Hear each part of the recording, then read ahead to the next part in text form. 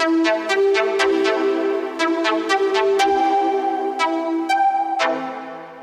your host, Andrea Bazemore, and welcome to another episode of The Black Apple, where we talk about education and social justice in the classroom.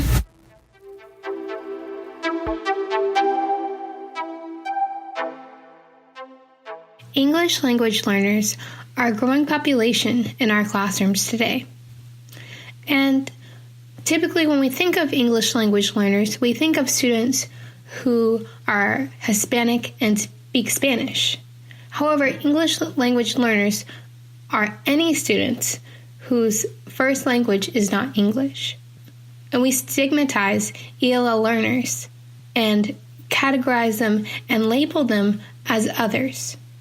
I think we need to change the narrative of English language learners and learn to embrace their differences and accept the challenge that comes with our ELL students. I think getting to know your ELL students is the first important step to destigmatizing them. Just like any other student, our English language learner students need to feel accepted and loved in our classroom community. Whether a child speaks your language or not, they can tell how much you care about them by your nonverbal communication, by the way you address your ELL students, and they will continually be comparing themselves to others around them. How are you treating your ELL students? And is it different than any other student? That's a hard question that you have to ask yourself. Don't let the language barrier between you and your ELL students keep you from knowing them. It's important that we accept our ELL students for who they are. And our mission should not be to assimilate these ELL students. Our mission should be acceptance and understanding and knowledge. We do not want our ELL students to lose their culture just because we are showing them ours. Now, this is my first year having a number of ELL students. And when I first came into this new classroom, I didn't know what to do. I had never had ELL students in my classroom. And so one thing I started doing was using Google Translate to connect with those students. Once I started translating in their home language, they began to have a connection to me.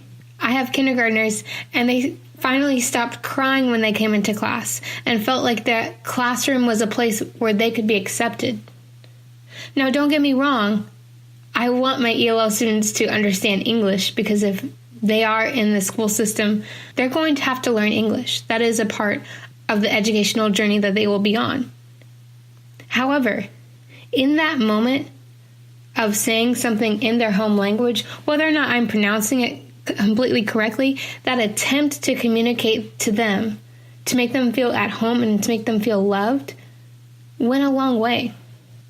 It helped break the barrier that was already up between me and my students.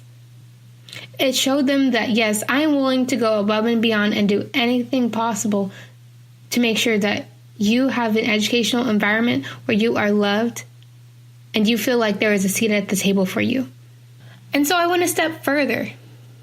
I said, yes, on occasion, I want to blend my ELL students' home language into my classroom, but also I want to take some steps to learn their language, not just for the classroom setting, but for my own benefit.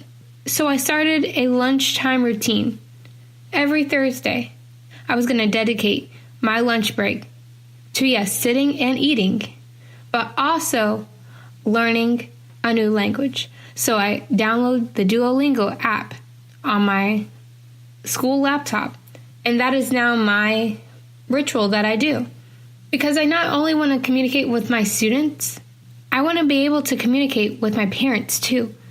Even if I can just say one or two words in their home language, I might be the only teacher that they have that does that for them, that does not already speak their home language. And that could say volumes. That builds trust. And no matter who my students' parents are. I want them to feel welcome and invited into my classroom. And so if it means learning a new language, that's what I'm going to do. So beyond language, I decided to research some practices that would really help improve my ELL students' academic success. So I started to read articles and new research on ELLs and talk to my ESL coordinator because I can't do this journey and this work alone. I started joining teacher chats that are ELL focused because my overall goal is to get to know who my students are, no matter where they come from, no matter what language that they speak. I want to get to know the culture of my students, and I want their culture to be in my classroom and in my school and in the books that they read. And I want them to see reflections of themselves. If they don't see themselves planted in a school community, how will they see themselves grow? I want all my students to know that, yes, they can be who they are authentically. Their culture is their culture.